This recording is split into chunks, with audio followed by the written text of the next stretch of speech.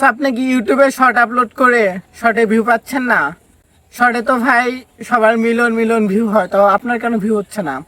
আপনার শুধু আপলোড করার প্রসেসিং ভুল আছে, এটার কারণে আপনার শর্টে ভিউ হচ্ছে না।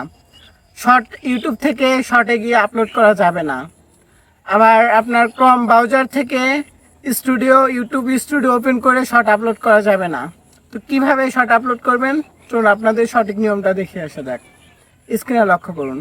শর্ট ভাইরাল হবে আপনারও যদি এই নিয়মে আপনি শর্ট আপলোড করেন। প্রথমে ইউটিউবে চলে যাবেন, পর ইউটিউবে প্লাস আইকনে টিপ দিয়া আপনারা শর্ট আপলোড করবেন ভিডিও থেকে। শর্ট আপলোড করবেন শর্টে থেকে না, শর্ট আপলোড করবেন ভিডিও থেকে।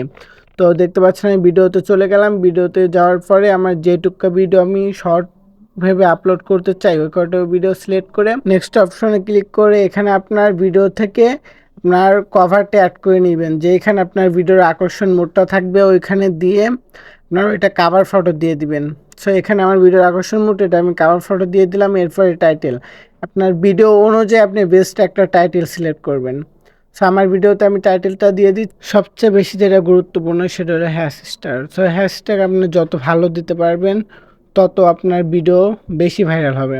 সো আপনি দেখতে পাচ্ছেন ভাইরাল শর্ট লেখার পরে সবথেকে বেশি যেটা ভিউ, এটা হচ্ছে 225 মিলিয়ন, এটা সবচেয়ে বেশি ভিউ। সো আমি এইটা দিয়ে দিব। আপনার হ্যাশট্যাগে সবসময় সবথেকে যেটা বেশি ভিউ, ওই ভিউওয়ালা ওইটা হ্যাশট্যাগ সিলেক্ট করে দিবেন, পরে আপনার পাবলিক করে দিবেন, দিয়ে আপনাদের শর্টটা আপলোড করে দিবেন। এই নিয়মে আপনারা শর্ট আপলোড করতে থাকেন, আমার মতন আপনাদেরও শর্ট ভাইরাল হবে। দেখতে পাচ্ছেন আমার একটা শর্ট আপলোড করছি, আমার একটাই ভাইরাল হয়েছে। তো ভিডিওটা ভালো লেগে থাকলে সাবস্ক্রাইব করে রাখবেন।